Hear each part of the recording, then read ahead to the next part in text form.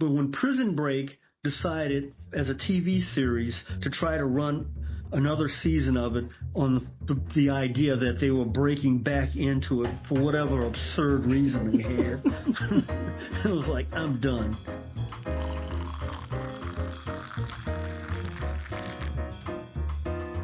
Hello, and welcome to another episode of the Cup of Tea Critiques podcast, where we dive deep into cinema and industry topics so you can decide for yourself if they're your cup of tea.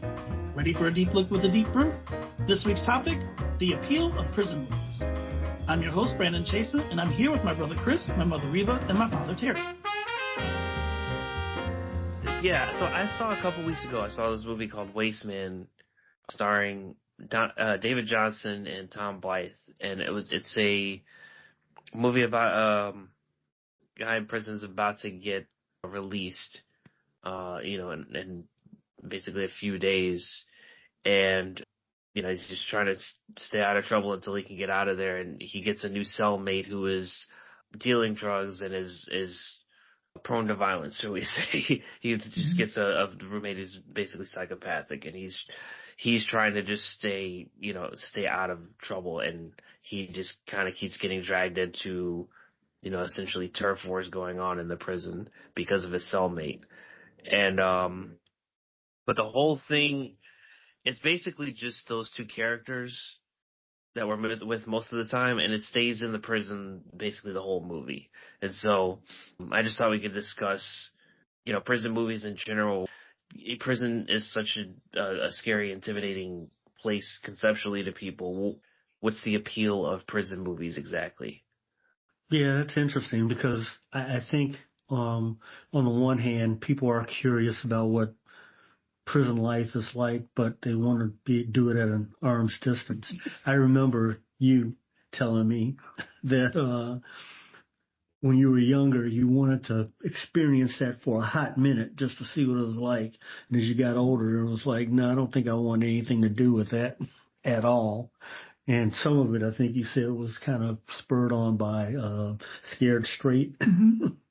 But yeah, I think people are a bit curious about that on the one hand, and the other is some of the idealism about what prison is supposed to do to people in terms of rehabilitation and whatnot, and the back and forth on does it rehabilitate or doesn't it, is it more complicated than that, the systematic problems with it, or is it really all on the individual? And a lot of prison movies, they kind of go along the ideas of what the individual does with that time versus some of the things about the system. There have been some prison movies that do deal with systemic issues, but by and large, they pretty much concentrate on the person and that person's particular experience with that. I think sometimes we also have an appetite for gritty cinema too. And think about the TV series Oz, which was gritty would be actually a euphemism for what that was. Years ago, I also saw a movie called Penitentiary, which I think came out in the 80s. I mean, dark, gritty is a really mild term for the kinds of things that, a show like Oz and a movie like Penitentiary depict.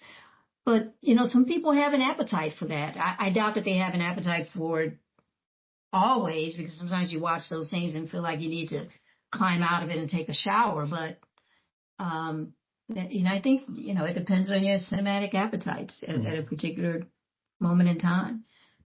So I took some time, Chris. I was reading over your email, and it honestly got most of my attention because I realized I'm not a prison movie person. I'm not a prison television show person. And what you said in the email really resonated with me because it's like I stick that in a over there kind of situation. It's the boogeyman for me. I never want to be anywhere near the situation that involves me being behind bars. And so I really took some time trying to think of have I watched anything involving the prison system? And it's very, very, very little.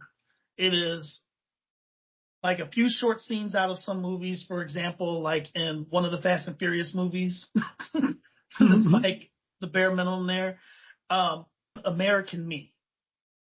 And I saw that when I was very young. No, my parents did not just show Really? I was about it to was say, somebody you saw else. that when you were young? I saw American Me when I was young. What's young? Sub 14. Okay. I was probably somewhere in the neighborhood of like 10 to 12 years old when I saw this movie. And again, my parents did not show it to me, so not putting y'all on blast. Y'all weren't the ones that did this to me. But American Me, this. Yeah. American Me was violent enough at a young age to let me know I want nothing to do with prison. Seeing that movie specifically when I was younger, it set me up for every other prison production afterwards. It's like, I already know I want nothing to do with that life. I don't want to risk being in that life. And so since then, I don't want to say I've been turned off of prison movies as much as it's like, I've already answered the question for myself is prison appealing to me? No. So that's why I won't really indulge in those pieces. The only prison movie I've watched. Yeah, Puppet and Little Puppet gonna see some daylight real soon. Little Puppet in about 3 weeks. Puppet in about 7. Little Puppet wants to get married on the day he gets out, eh? He wants me to be best man, is he? Que vato.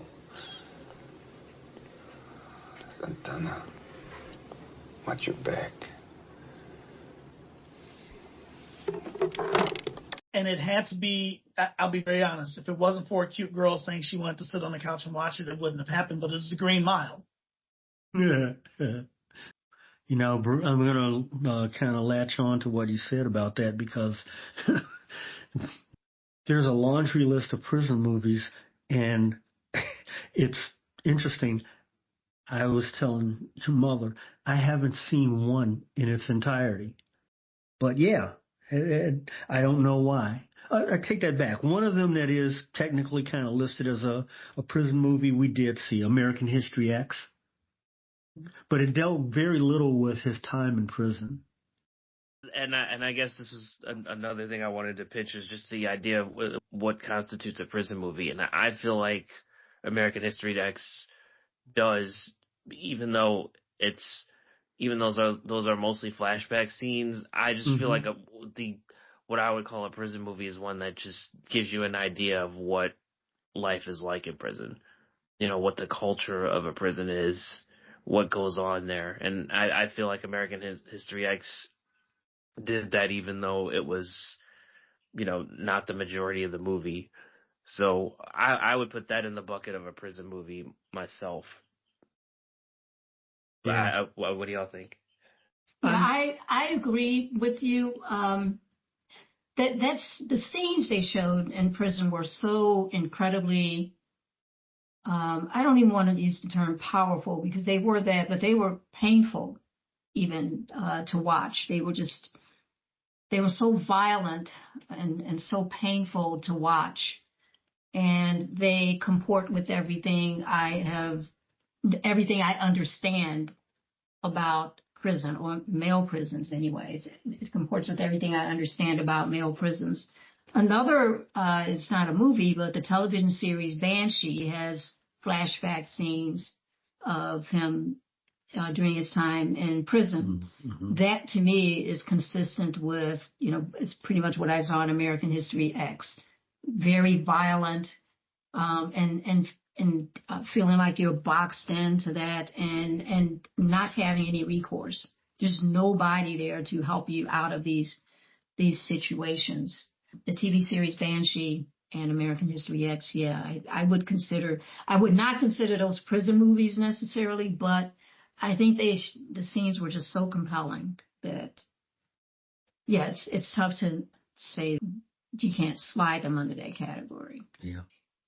Another one, just to continue to tack on to your question, Chris, regarding what constitutes a prison movie. I think about My Cousin Vinny, which we know can fall under several genres, you know, drama, comedy. Can it fall under prison movie? Okay, it would be unfair to call it a prison movie, but he did spend some time in the prison. He said he slept like a baby, if you recall that correctly. You know, bringing up My Cousin Vinny is going down another line of comedies about prison. and there are a set of those.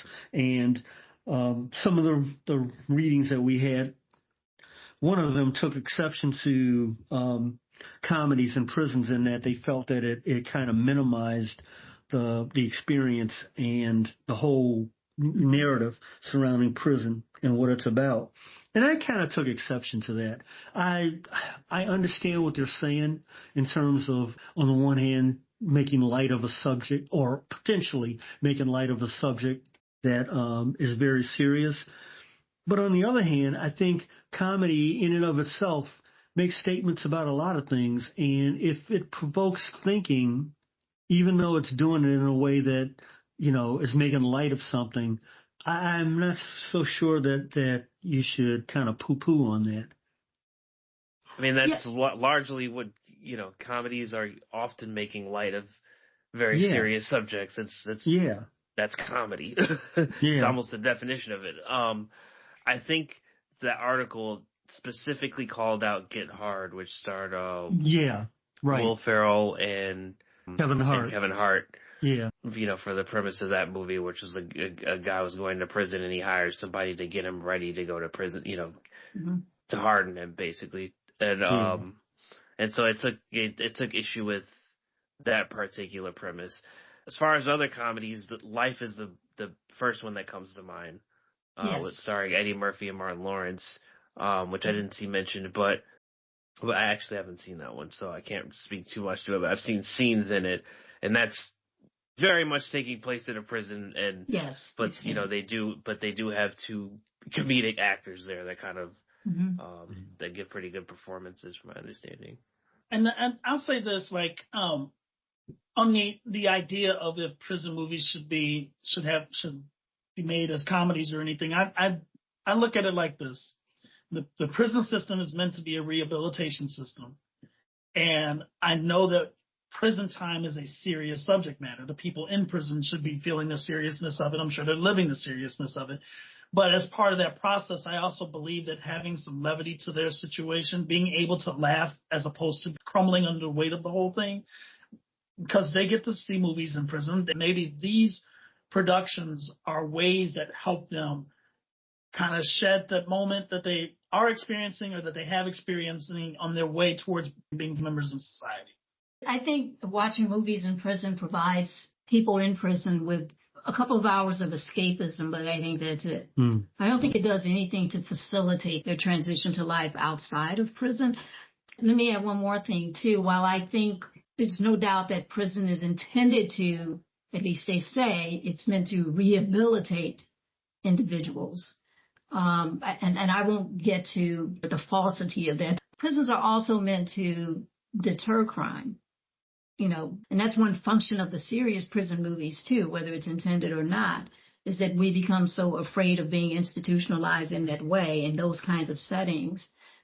Is it effective at doing that? Well, apparently so, right? Because, like your dad said, when I said, it worked for you. And like I said, when I told your dad, I would love to know what it's like, just to know what that experience is for the people who were there for any period of time. And then there was a series that came out called Scared Straight, which was, a bunch of prisoners that invited in like teenagers and very young people into prison in small groups.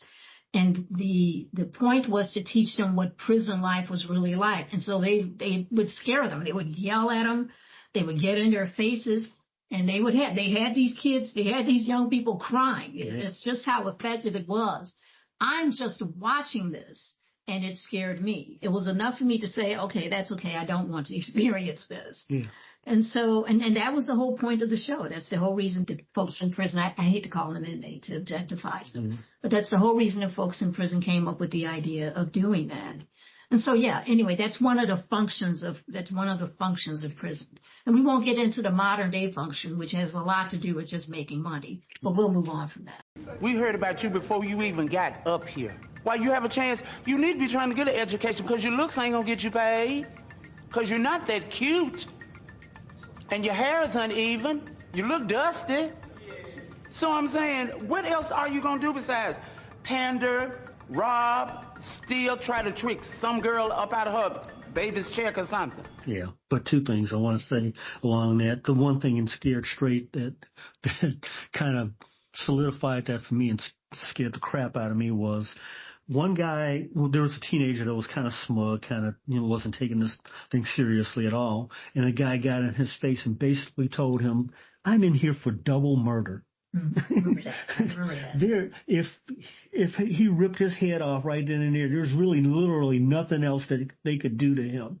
And I mean, he stared the guy straight in his eyes, and I think he finally got through to this kid that this is some serious stuff, and you may think it's funny, but the reality is you're in a very precarious situation here, so walk lightly. The other thing is that I think we talk about rehabilitation and deterrence, but it really is more about punishment. I think on the prisoners, what they find out is that it's more of a punishment than anything else. Prison is meant to be a bunch of things, I guess, but that one in particular stands out. Regardless of, why you're in there, there are various ways that you are punished. The warden has his ways of inflicting punishment on inmates, to use a term that you didn't want to use, the occupants of the prison, the guards, et cetera, and then the prisoners themselves. Mm-hmm. So, yeah, if anything stands out to me more than anything it's this notion and the implementation of punishment.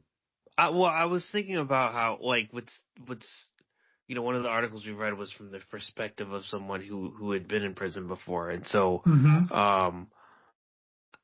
I think aside from prison being the idea of prison being a scary place, it's also they were differentiating different stories associated with prison movies, and one of them is an innocent person wrongly convicted going into prison and that experience. Also, how prison changes somebody who goes in guilty, and they like Shawshank Redemption, I think was the a particular example of how they change as they're there for an extended period of time.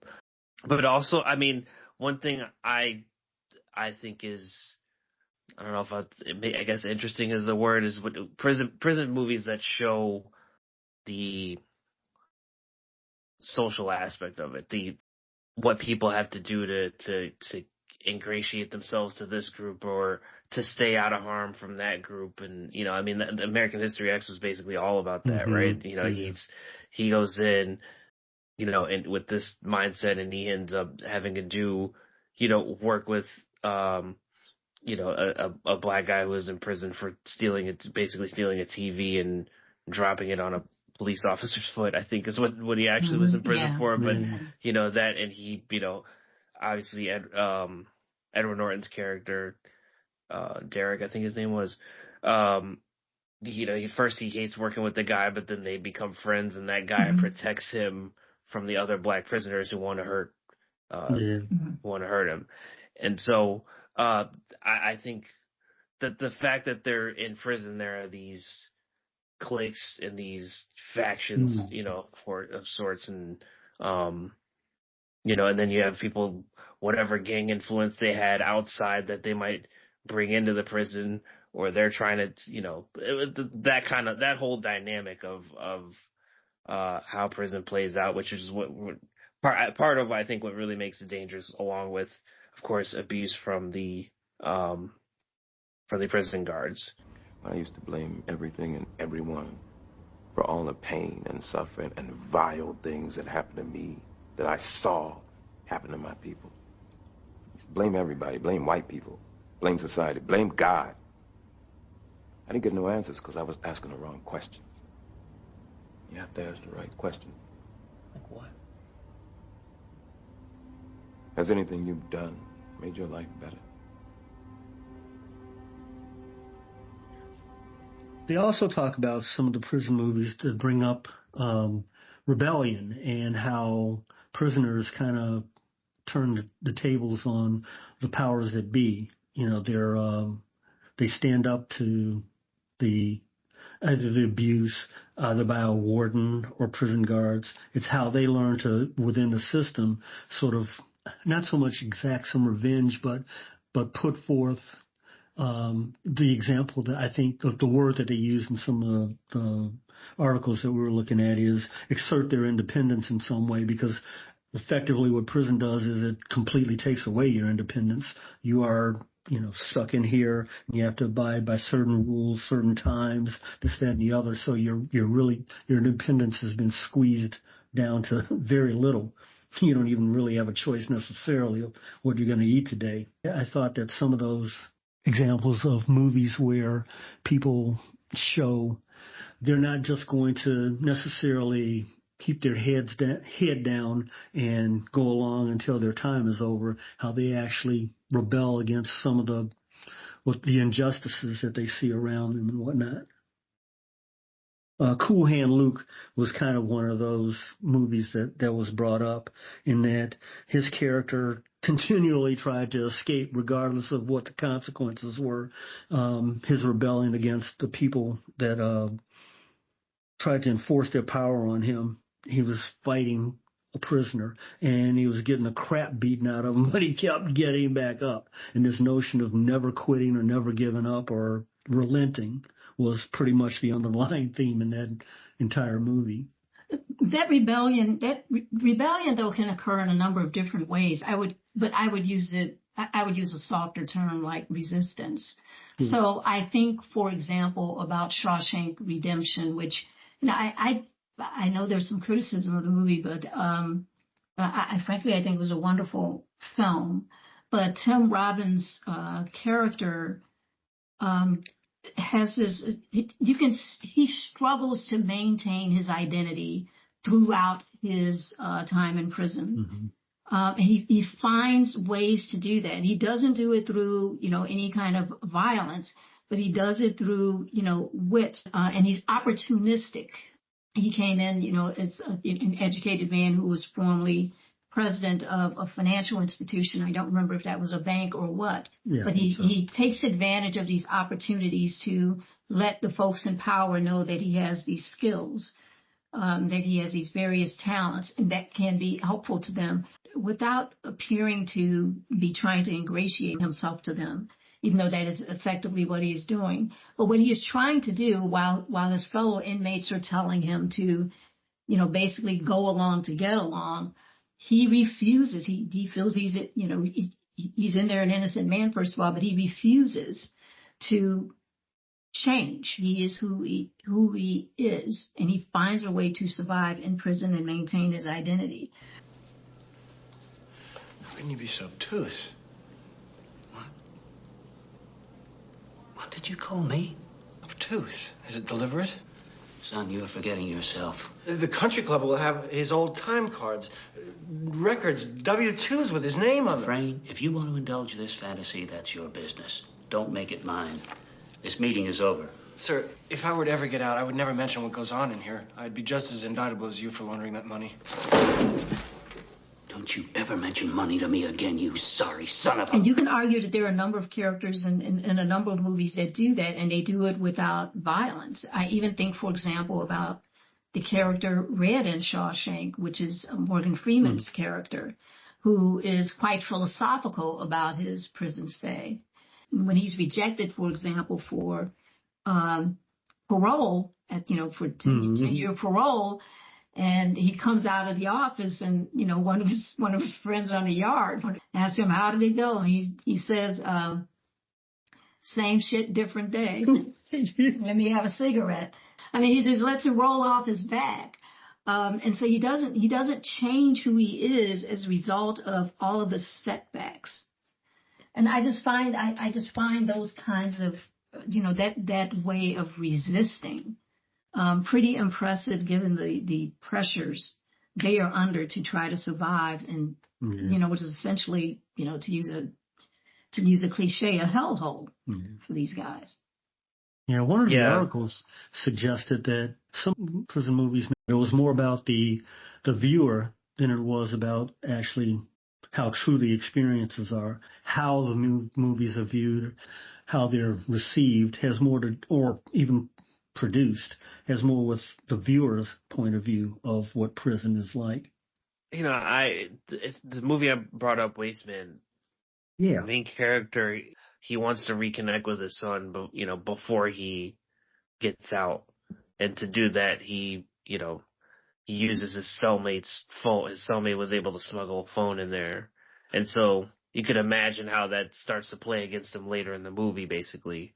But and so it seems like, well, why would you take this risk if you're getting out soon? And I think it speaks to what you all were saying, is that he needed hope. He even knowing that he's getting out soon, he needed that connection in order to help him get through his last days in prison. So that in one of the articles you read was talking about. Just think of your boy, man. Just saying, I know what he looks like. I know where he lives. Be kind of easy for him to have a little accident.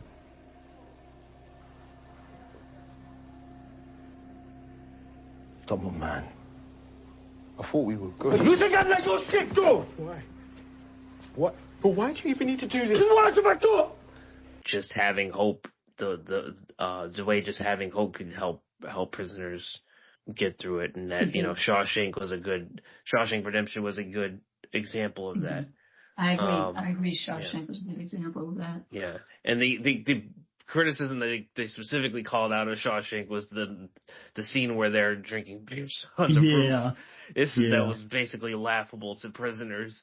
To that, but it works within the context of the movie, but it's completely unrealistic, and also the odds that that black and white prisoners would be commingling at that point in time was pretty unlikely. I tend to agree. I tend to agree with that. To a large extent, we have to allow for the filmmakers to. We have to allow them some room for creativity. We have to give them the space. We have to give them the space for that. If it's something they can add in, just a little bit, they can add in, even if it doesn't reflect reality, that can make this a more romantic story, rather than, or just that element of it more romantic versus a 100% rough, gritty piece. I think we should give them that, because I think, for one, you have to admit that many more people will be drawn to see a film that has wide-ranging elements. Some grittiness. Shawshank had that as well. Some of the romantic elements. The unrealistic stuff that Chris mentioned, that occurs on the rooftop with them drinking beer. The cross-racial friendships. That makes it a more palatable movie, I think, for viewers. And so if you can stretch your audience that way, I think filmmakers have to be practical too. And it turned out to be a wonderful film. One other thing I want to add to this, though, one of the articles we read that just the same guy that was I think it was the same article where the guy was where the guy said that scene on the rooftop was unrealistic. He was, in that article, it seemed downright offended by a lot of prison movies, because he said they don't depict reality. They don't depict, the gang factions and the violence and the total control of their lives, the brutality of the guards, etc. All of those goings on in prison. He said they don't depict those effectively. They don't depict them realistically in prison movies. And so he's offended by that. And I think it's important to realize that with him, you're talking about someone who was in prison. And I can certainly see why he would be offended by, any piece of work that romanticizes what the inside of prison is like, given what he experienced. And so I certainly can appreciate, his point of view. The other, though, you have to wonder, which I guess essentially repeats what I said earlier, does every movie about prison necessarily have to reflect the reality of prison to a T? And I'm not so sure that it does. As a matter of fact, I think if it did, we would always have Penitentiary, movies like Penitentiary, where essentially near the very beginning of the movie, there's a rape. And well, there's an attempted rape in prison, and then there's a subsequent beating. And it was, and other guys, guys from other cells that are cheering the whole thing on. They're cheering the rape, and it's, who wants to watch movies? Who wants to watch a movie like that? Are all the movies going to be like that? And so I think that's problematic. You're not going to garner an audience of any size. That's going to be a very narrow audience that will go see a movie like that. And also, I think there may be other there are other prison experiences too, other prison settings too, and not all of them are necessarily brutal. Prisons are managed by different wardens who may have different ways of managing. I know your dad is looking at me like they're all basically the same. Maybe they are. I don't know. No. But I just have two things to say about that, and one of them is dealing with that, and then the other is the last part of what you said, is that in terms of realistic and whether or not directors, filmmakers have the license to kind of bend things a bit, I brought to the discussion we had about the TV series Prison Break, which was a wonderful idea for the first season until they decided, okay, they broke out and then they were going to break in, which is kind of not the same thing as the premise behind The Rock. There was a reason why in The Rock they needed to break in. Some people had the prison. They were actually on the inside, and they needed to get there to thwart potential danger. I don't want to spoil it.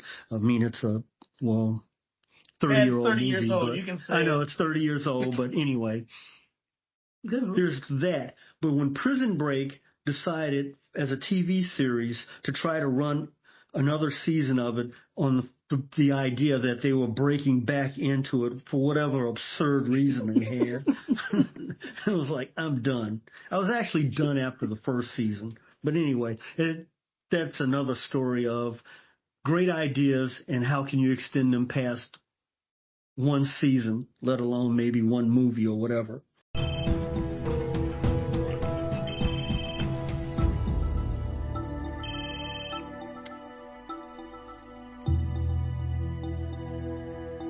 Pam, I really can't talk right now. Maybe I should call back. Who is this? I think you already know. But the other was a lot of prison movies we've been talking about in general deal with American prison systems. And I don't think there are a lot of them that or at least we've been exposed to, that deal with prisons in other countries. There is a movie on the list that I haven't seen that you brought up, that Reba, was a movie Inside that dealt with life in an Australian prison. That's one on the list to view. But yeah, it's interesting that we don't see prison from the perspective of a lot of other countries. well, we just Wasteman. By the way, Wasteman is a British indie film, Okay. so it is taking place in a British prison. Dad, I want to touch on the Prison Break thing you talked about. Now, you guys know Ray, one of my friends since, forever. So for our audience members out there, we're talking about like a 30-year friendship here. He was a big fan of the show Prison Break. And just like you, he fell out of being a big fan of the show Prison Break because he was like, they had no clue what the crap they were doing by the time the show ended. And to me, when I hear that kind of stuff, what it tells me is everybody that creates any type of television show needs to have a beginning, middle, and end to how they want that story to play out. Because what it sounds like to me is that Prison Break had this awesome concept. They built this great first season. It was such a huge success that they were renewed without the idea of what to do next. Mm-hmm. And so then it just became a cash grab. How do we keep this show lasting as long as possible? There was no end to the story. And you have to be willing to end your story at the height of its success. Yep, so it happens a lot, though, unfortunately. Finish the story, and if it's still one of the most popular shows after season 3 or 4, when the story is complete, congratulations, you made something that stands the test of time. Instead, we're talking about, like, what is this crap by the time we got to season 3 or 4, because there just was no idea of completing whatever the story was supposed to be. Now, Brandon was saying, we've seen way more prison movies. I don't know that I have, honestly. I feel like I've only seen maybe a handful, but I also wonder, how do you even pitch? Four fingers. How do you pitch? How do you even pitch going to see? I'm talking to a friend, like, oh yeah, I'm gonna go see this movie. You want to go see it with me? It's a prison movie. No thank. Like, how do you actually? Well, here's the how thing, do you bro. frame most of the? For Shawshank Redemption is a really good movie. Mm-hmm. It's also a prison movie. If somebody had never heard of it, how do I sell them on it? I have to frame it some other way, right? You have to frame it as Morgan Freeman and Tim Robbins are in it. Yeah, so I guess you have to. Yeah, you have to use the actors. Which I guess comes back to how we decide to see most movies, right? Well, think about it. Who's in it? Who directed it? Yeah. What production company is it? Yeah, Chris. I mean, to fully answer your question, I mean, Ving Rhames, Sylvester Stallone, Denzel Washington. If you say, hey, what, you guys want to come watch that new flick with using any of those guys' names, you're going to get people to go. And all three of those actors have done prison movies. All three of them have. And they are three people that can inspire you to go to the theater. So rather than call it a prison movie, you'd say, hey, you want to catch that new, Sylvester Stallone flick? You want to catch that new Ving Rhames piece? Like, people will go to the theater to see them. And then you find out it's a prison movie and you're like, oh, but that's always going to be the appeal. It's always been a case where as long as you have marquee actors in a production, you can usually bring people to go check it out. Yeah. Let me add to this. Let me add to that though. It depends on the marquee actors. Okay, saying Tim Robbins and Morgan Freeman pretty much tells me it's not going to be a physical story. Okay, it's not going to be a violent story. But if you say Ving Rhames and Sylvester Stallone, okay, well, that's a different issue. I have no interest in going to see a prison movie with either one of them. Because I know what that is going to be. What are we getting? Because we're getting, if you want to see just really good masterclass acting, and you tell me, oh, Sylvester Stallone, I'm like, I think I'd rather go see the Tim Robbins movie. But if you tell me it's if I'm looking for a shoot 'em up, beat 'em up type movie, I don't really want to see Tim Robbins trying to fight people. So unless you want to see him get beat up, right? Yeah. I'm trying to imagine Sylvester Stallone playing the Shawshank Redemption character. How can you be so obtuse? Yeah.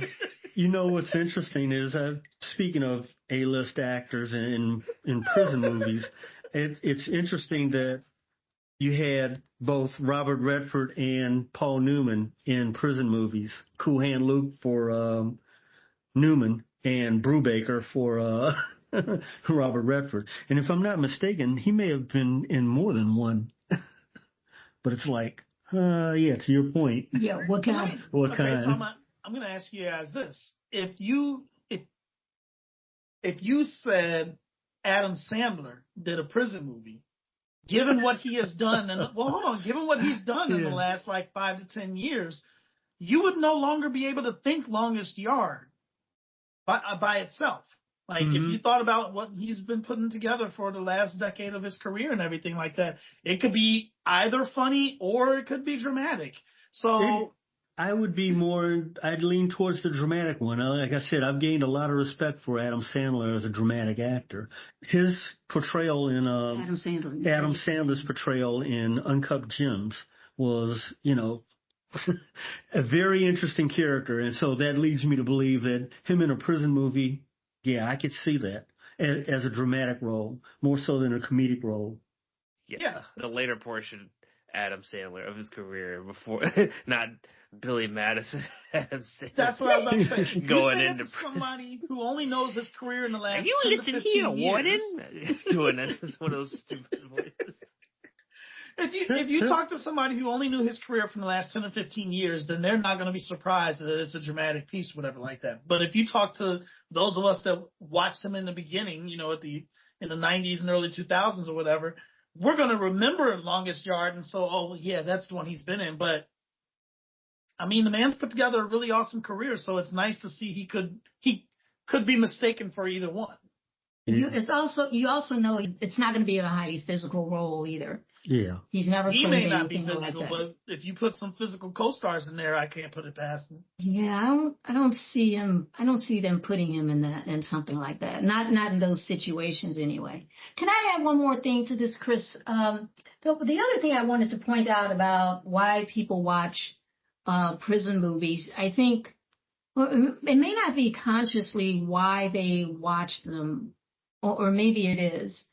But I think it's to appreciate, maybe appreciate is not the right word, but to know the depths of injustice that can be done to people.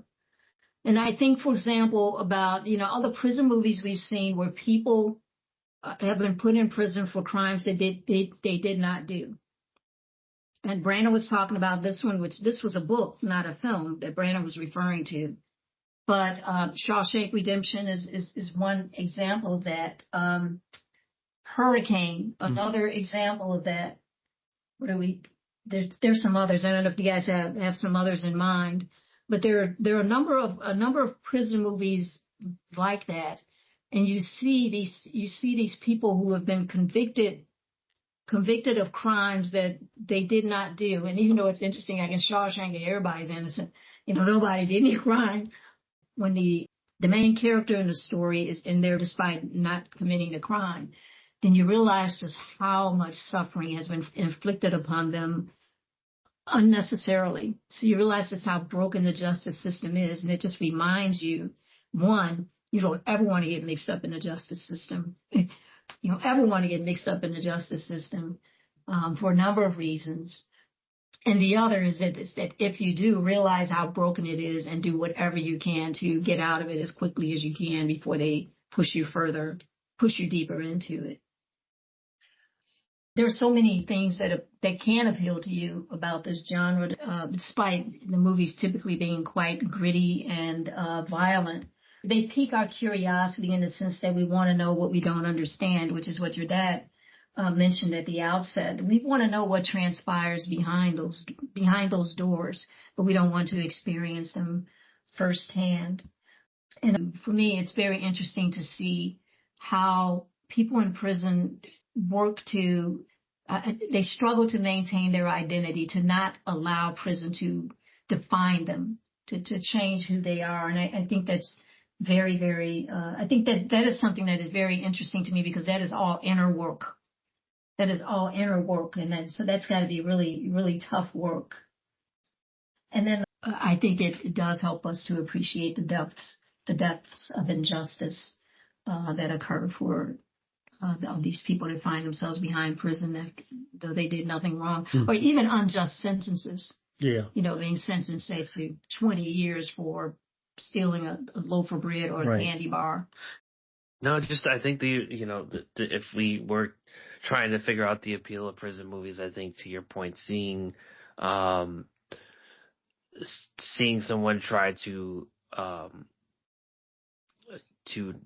better themselves and hold on to hope at the same time, with so many obstacles going against them, as well as their immediate safety being threatened. I think maybe the appeal is just the long odds that that any prisoner faces in staying safe, getting out, and living a successful life, once they've gotten out.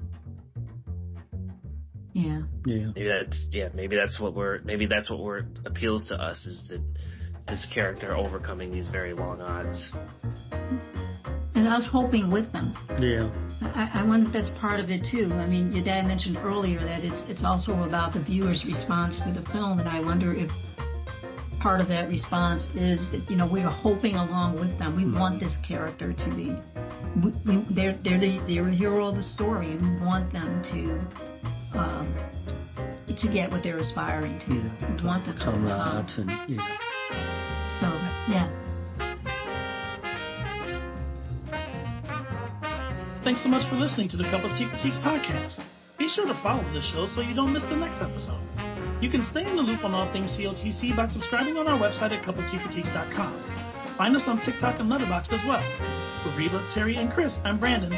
We'll see you next time for another deep look with a deep movie.